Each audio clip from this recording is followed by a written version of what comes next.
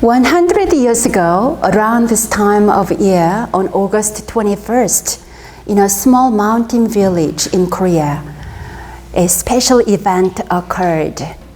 Remember this event as a day of self-transformation and dedication. The historical background for the miracle of the blood red seal. In 1919, it was 4 years after Sotaesan's great enlightenment. Sotaesan sent each of his 9 disciples to different mountains to unite their minds and hearts through prayer and meditation. After 100 days, he asked his disciples if they were willing to sacrifice everything for the deliverance of all suffering beings. The disciples answered, yes, they would give their very lives. To affirm their resolve, each disciple pressed his thumb on a sheet of white paper. They used no ink, so their thumbs left no mark. Then something miraculous happened. Where they had pressed their thumbs, a print emerged, red as blood. Sotaesan proclaimed this as a manifestation of the disciples' sincerity and dedication. He gave them Dharma names as a sign of their spiritual transformation and rebirth. Sotaesan's 9 disciples' pure commitment to Dharma and to all living beings has been a great example to Won Buddhist practitioners ever since. On this day, we celebrate the founding spirit of Won Buddhism, a willingness to dedicate ourselves to the Dharma and to the deliverance of all sentient beings without any hesitation. Transformation arises only when we release what we are holding on to. In honor of the centennial of this historical event, we invite you to join us in a renunciation practice, the exercise and practice of letting go. Would you like to join us? Yes. What do you mean by renunciation? Renunciation is releasing our material pursuit and our attachment to the things, ideas, people, and self-image we create through our minds and bodies. As our affection and attachment grow, we can become obsessive and caught up in expectations and desires, which can lead us to suffering.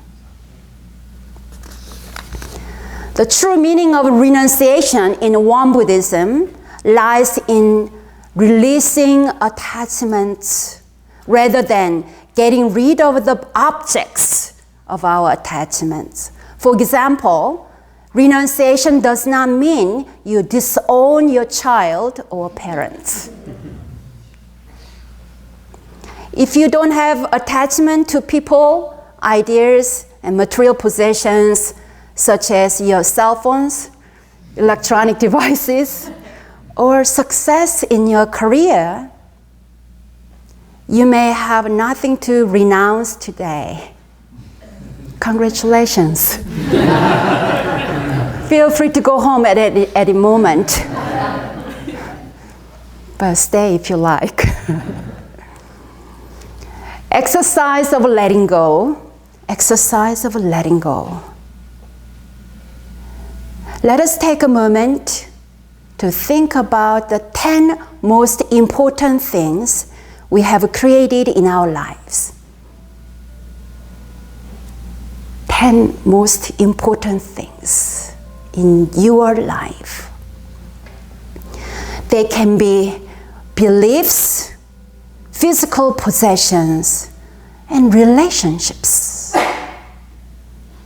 They can be things that consume our minds, such as anger and resentment, and also concepts such as love, justice, and peace. Or you could think of physical belongings like a house, a car, clothing, art, or a family heirloom.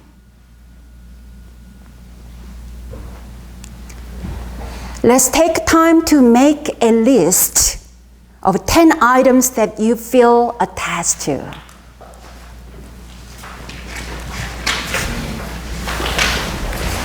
If you can't think of 10 items, that's okay. Just list as many as you can.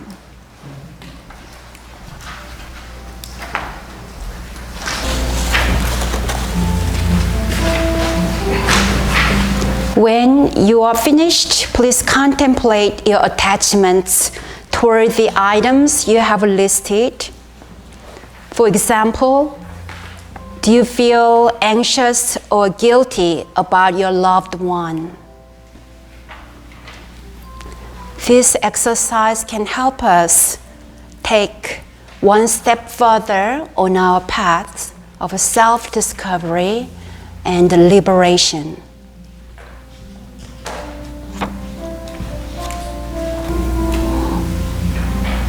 Now, you have the list of 10 items or however many things you're able to think of. These are things you really value. If you think so, please nod. Your attachment or connection to these is probably very hard to let go of. However, we are here to stretch our mind and challenge ourselves to grow. So you are now invited to think about 5 items on your list which are the easiest to let go, and then cross them out.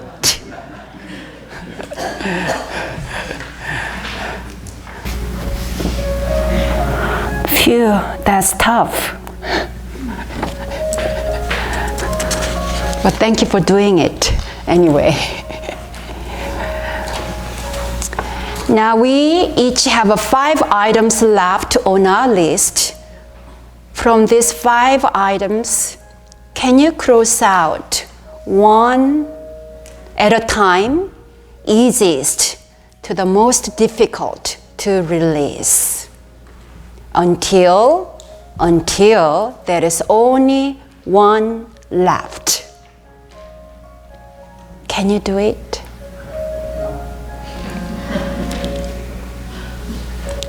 Remember, by symbolically crossing it out, you are releasing not the item itself, but you are releasing your attachment to it.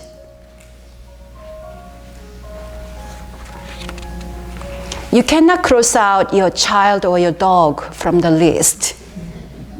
But can you cross out your attachments towards your child or your dog or your husband or your wife?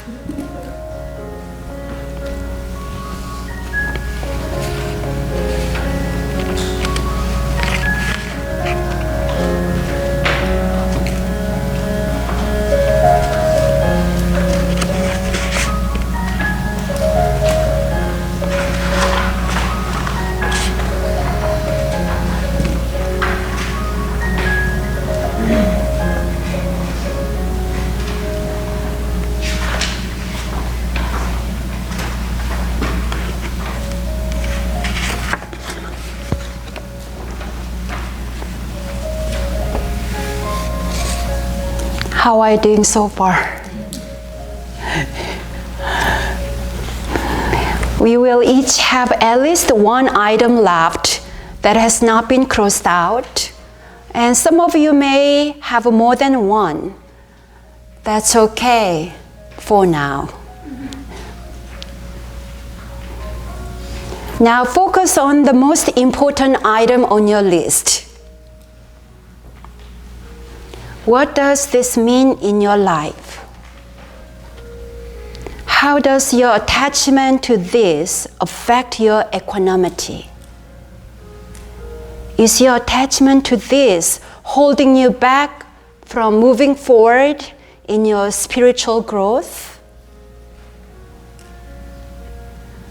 Would renunciation of your attachment to this item bring you freedom, total freedom?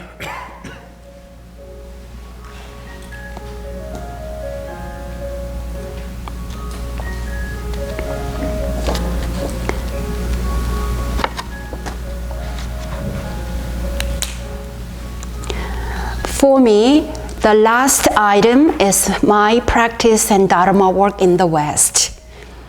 Since the moment I landed in this country, I have been dedicating my whole heart, effort, and passion towards this endeavor. How to share Dharma in harmony with the Western values. That effort is like my baby that I've been nurturing and watching grow. And I seem to have developed certain beliefs and ideas on what works and what doesn't. For me, it is not easy to let go of my attachment to this intention, purpose, and belief. Now, I will cross it out and renounce it.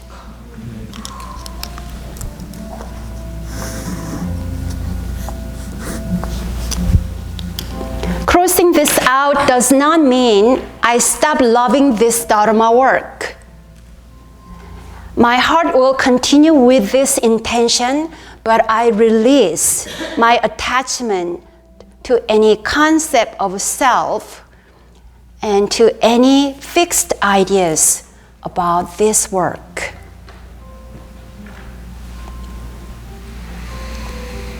So this is the time to contemplate how much we can be bound up in the karma of our attachments, whether we think they are good or bad.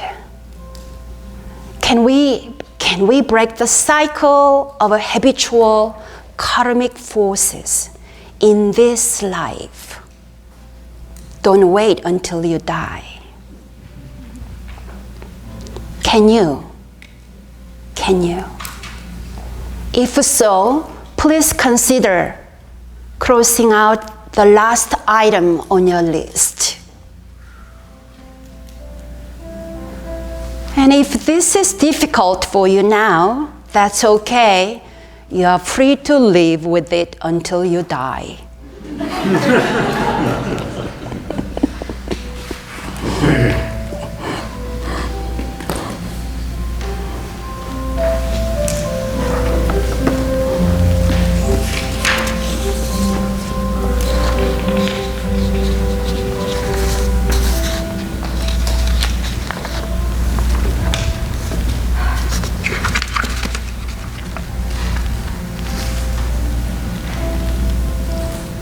You can keep this list with you and continue to contemplate this for the rest of this month or for the rest of your life. Or on your way out, you can fold your list. You may simply leave your list in the bowl by the door along with your attachment.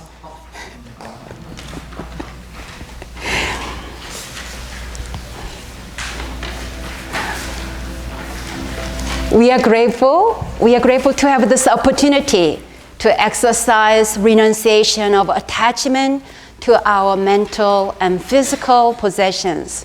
Are you grateful? Thank you for your joining this profound exercise. Now, would you please share how you feel about doing it? Please gather in groups of 2 or 3 people and share and listen to each other. Turn around.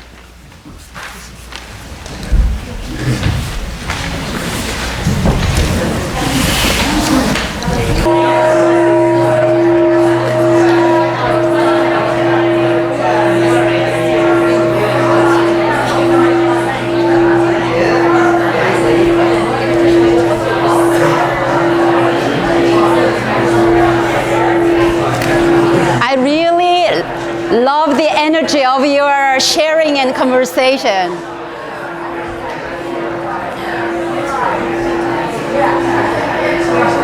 Wow. Any group, would you like to share your insight or questions?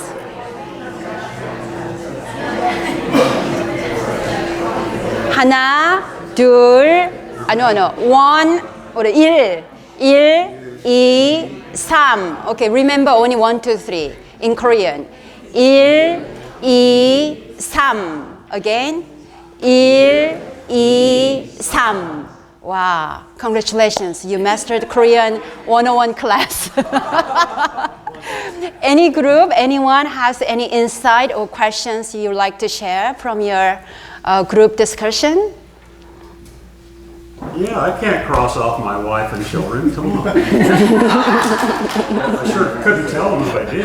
This is a good opportunity to see how much love and commitment you have. But at the same time, we're able to see if there is any attachment, in a way, very unhealthy, energy dragging way that can easily transfer into suffering.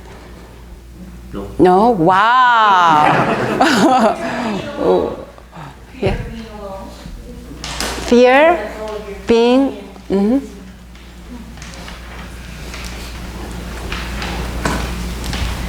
Well, no, thank you for doing this. This is wonderful for me and very profound. When you were willing to share what your final thing was on your list, and when you were willing to share that it was not the thing itself, the love that you were letting go of, it was the attachment that helped me to discern the difference between the two.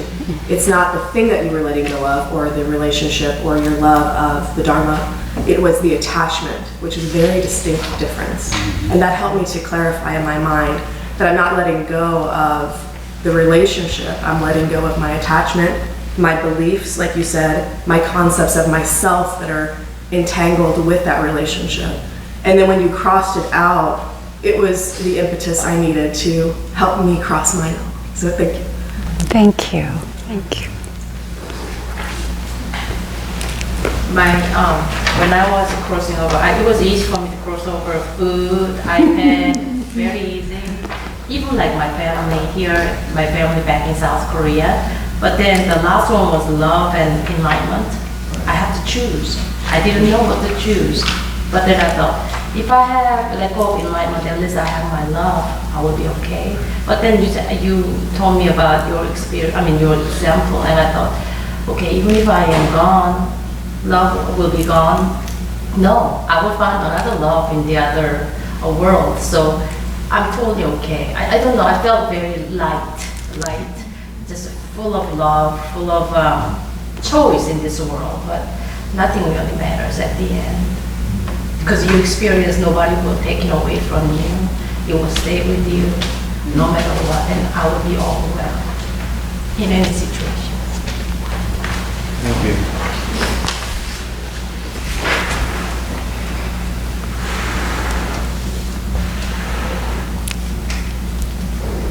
Thank you again.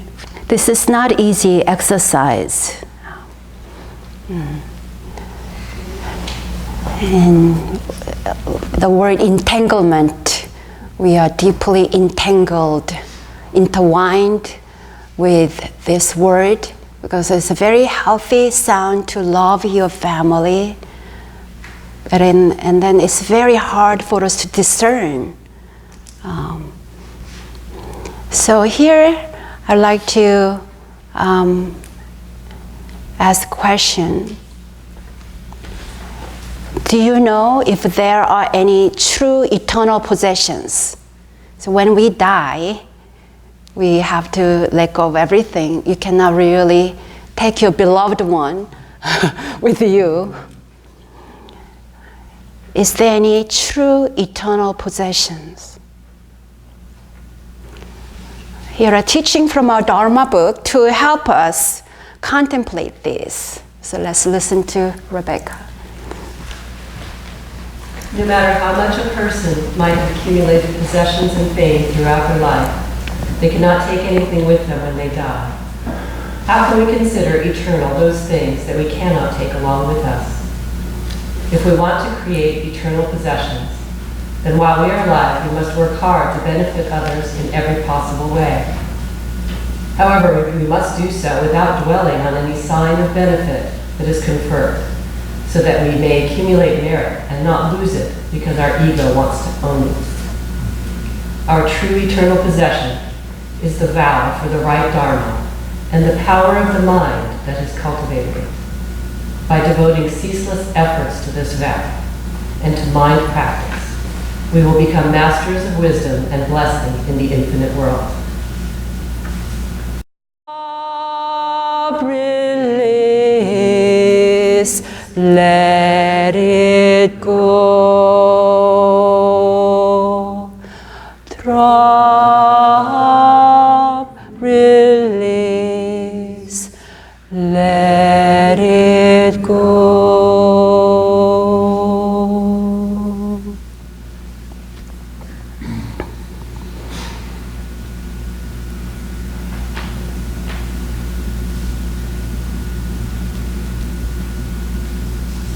We are grateful to honor and celebrate the 100th anniversary of self-transformation of Won Buddhism through this exercise of deep reflection. We human beings hurt each other because of our greed, anger, delusion, and confusion. May we look deeply into our conditioned minds and actions. May we practice the Dharma with unattached, focused minds.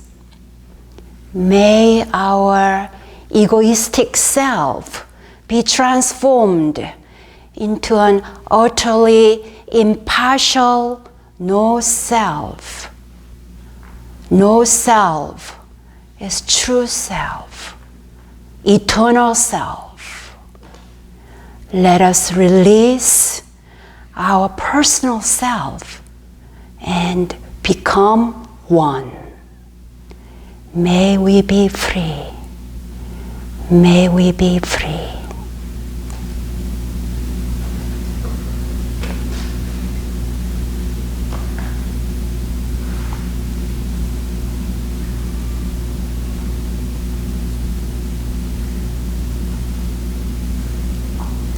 Let us open our hearts, arms up, breathe in.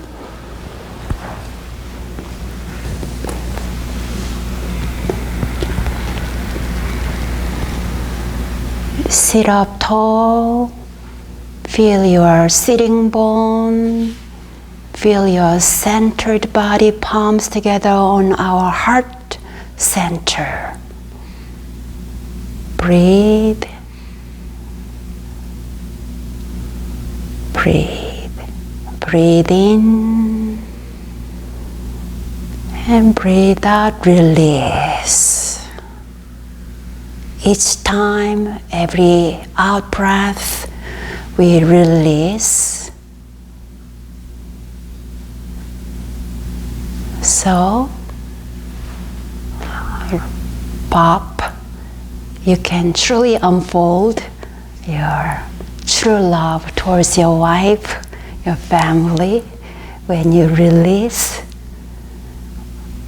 each out breath, release, then you can really see true love reveals.